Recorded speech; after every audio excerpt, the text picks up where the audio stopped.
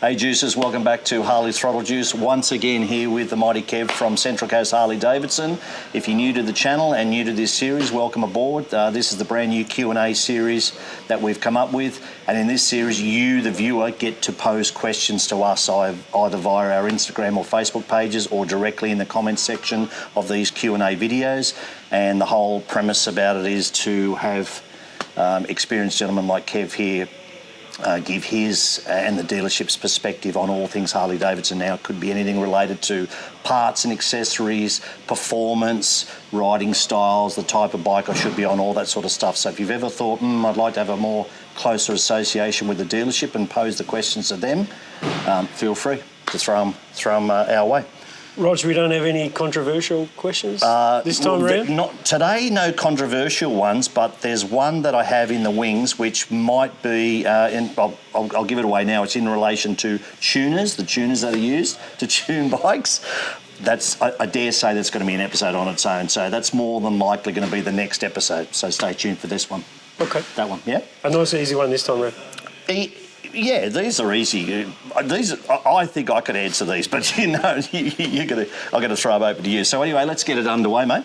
So the first one is from What's Up, Bob. Thanks very much for the question, mate. Bob is in Kansas, in the US.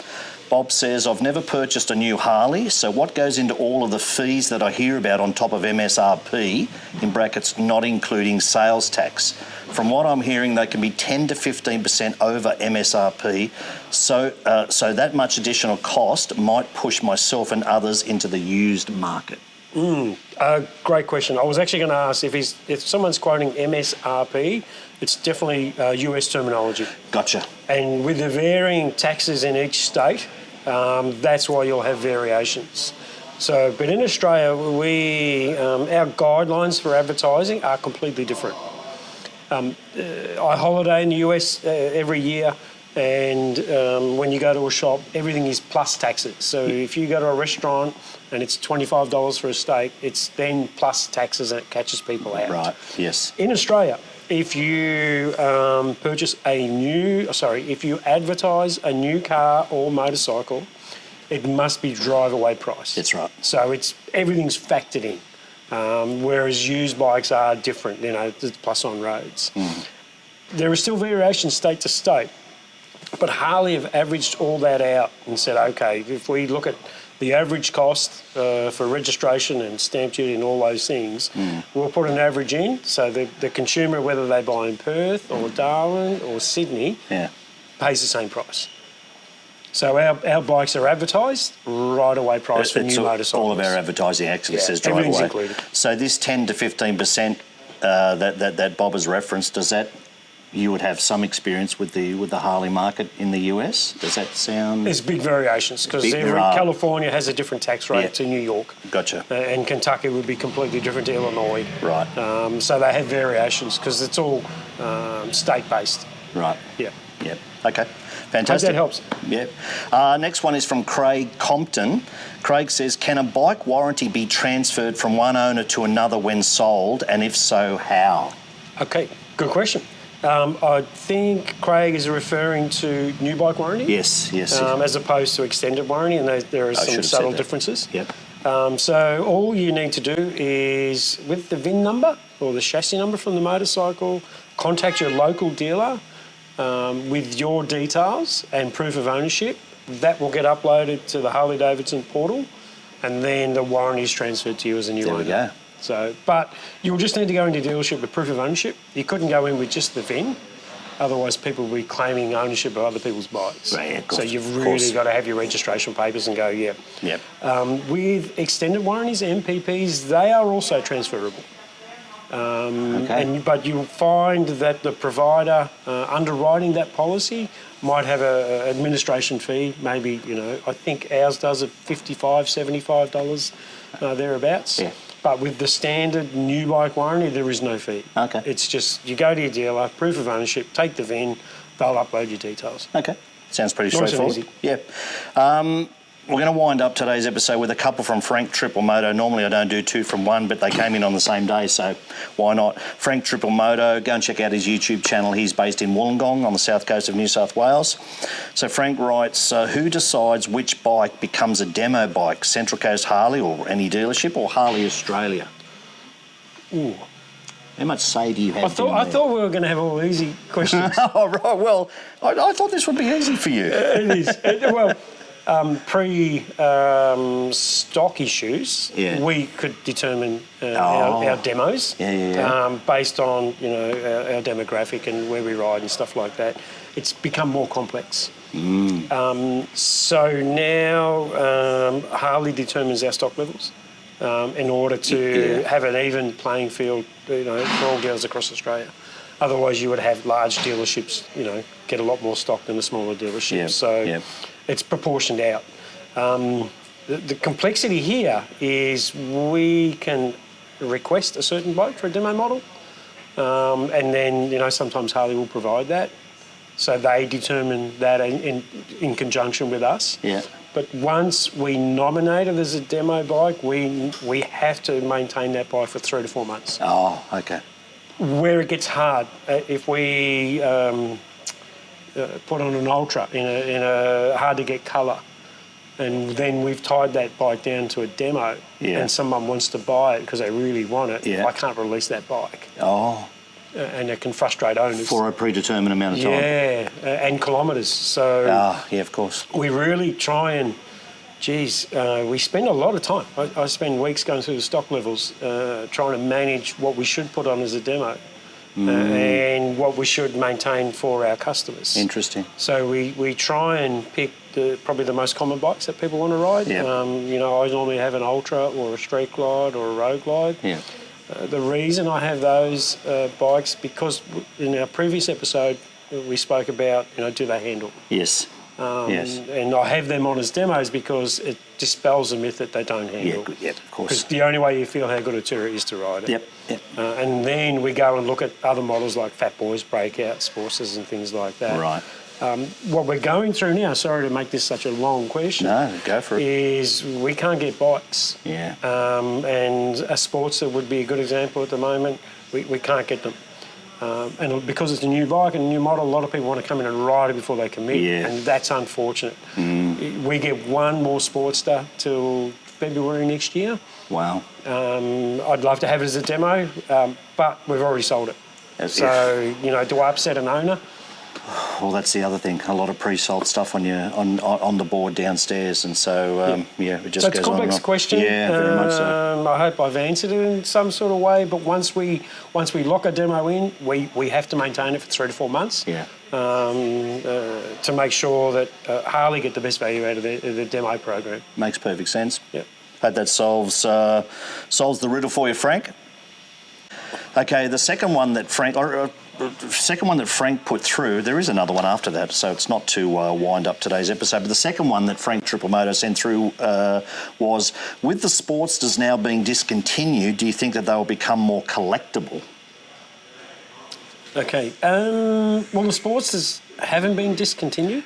We've got the Sportster S, which is a different... I think what he meant, I should have clarified that with him before, but I think he means certain models in the Sportster range. Yeah.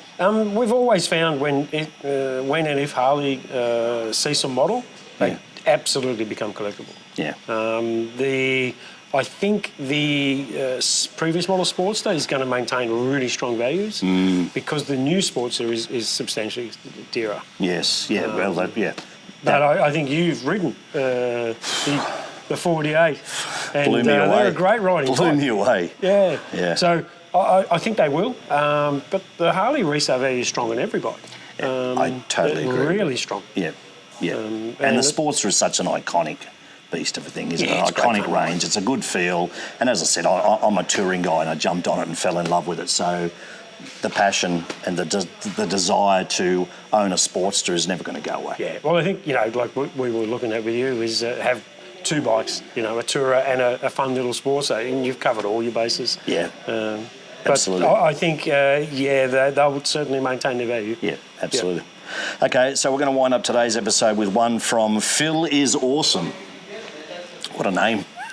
Awesome Phil. Awesome Phil, who also won our Johnny Reb giveaway contest some months ago. So Phil, I'm not sure how much of this you can answer without getting all of the team up here, but Phil asks, does each Central Coast Harley staff member have a favourite Harley? And he goes on to say, does everyone have a bike, favourite gear, favourite upgrade? So do they have favourite Harleys? Yeah, absolutely. So our staff are probably a reflection of all Harley riders. You get an old timer like me that enjoys the cruise and loves the tours, and you get the young aggressive guys that probably enjoy the breakouts and some of the high performance bikes. So the beauty of having a broad spectrum of staff covering all ages and you know, like male and female and different interests is we all ride different. So we would try and help all of our customers with a person that closely matches how they ride. Yeah, good point. Because, good point. you know, there's no point me trying to, you know, really talk to someone about a really aggressive breakout when I don't ride them all the time. You know, I wouldn't come from a point of, you know, knowing more. Yeah. And so we have younger guys that do ride those bikes. And then we would say, OK, it's probably best you meet Sandro or one of the other It's boys. a very good point that you make, because when I've been here, not that I've been in the market for a breakout or anything like that, but I often see Joel and any of the boys around the back, when they come out onto the sales floor and whatnot, they end up having a little bit of byplay with a potential buyer, because they're younger, they're a younger demographic, they have a different riding style, they ride more aggressive bikes, and that's great that they can come out onto the floor as they're walking through and add a little bit into the conversation. And again, that conversation may have started off with someone like yourself, where you've thought, well, I could add something to this, but that's not my style of riding. But you know what? This guy rides one all the time, or he's ridden many of them here on a test run after they've been serviced or something. So it's another benefit of coming to this dealership, because everyone has got their own little piece of experience. And it's a broad spectrum, you know, female riders, you know, Jo in admin and finance, she's a rider, but she would go from a different place of start. Yeah, absolutely. To myself. So we cover all the bases. Yeah. And we try and fit the right, a bit like a shoe shop, isn't it? We try and fit the right person with the right person. Yeah, absolutely. And they all have their favourite bikes. Ash, another technician at the back, is into low riders. He's a low rider guy. Yeah, Joel's into his diners and all that sort of stuff, and more aggressive bikes. Joel is the one that I say ripping out the driveway. He's very keen to do a lot of the test rides when they're working on bikes, and he's the one that you'll see. If you hear a loud breakout or something, you can turn around and think Joel's going to be on that thing, and he rips it out of here at speed limit, of course. And just out onto the Central Coast or out onto Mans Road. Yep. Yeah. And Joel's working a lot with our engineer, who does a lot of our development work. So, you know, we see a lot of future for Joel and Ash and all the boys as they go down their career path. And they will evolve. Like Joel in 10 years all of a sudden might become the touring guy. Because we all evolve on our journey. Yeah. Favourite gear, I think, was Phil's other question. Favourite gear, favourite upgrade. Again, we all have our certain helmets, our certain gloves, our certain upgrades. Like, you know, I'll show my age. My favourite upgrade is heated grips. So some people it's suspensions and engines and cams, and you know, I just want heated grips. You just want heated grips? Yeah. Okay. You know, it's just a game changer for me. Yeah, you are showing your age. 5 years, yeah, exactly. 5 years ago, it was a completely different thing. So, are you saying that I'm eventually going to go heated grips? You'll eventually want the heated seat. A heated seat? Yeah. No, I think I could go without a heated seat. I don't know. But cams and suspension number one. It is, isn't it? Oh, mate. And you know, Joel fitted the Wilbur suspension to my Street Glide Special, and it was great to get his perspective. I'd already made the decision to purchase them, but it was great to get his perspective, because he's been the one that's fitted most of the Wilbur's upgrades to bikes in here. Not only had I done my research, but just talking to him and Sandra as well, I thought, that's definitely the way to go. And if I had to do it all over again, suspension number one. But isn't it quite funny if we'd suggested that to you beforehand? You said, no, I want to do my I want a cam, I need my this and that. Yeah. Mind you, before I even took stock of the brand new bike, I had already put on the headers and the pipes and the bars. So that was always going to happen. But I would even think if I did the whole thing again, I would say, forget all that, Kev. Let's sort the suspension first. Yep. Right? Because you're getting more value of that for a touring bike. Anyway, we're going back over old ground now. Anyway, that was great. Phil, thanks very much. I hope that answered your question. Thanks very much to Phil. What's up, Bob?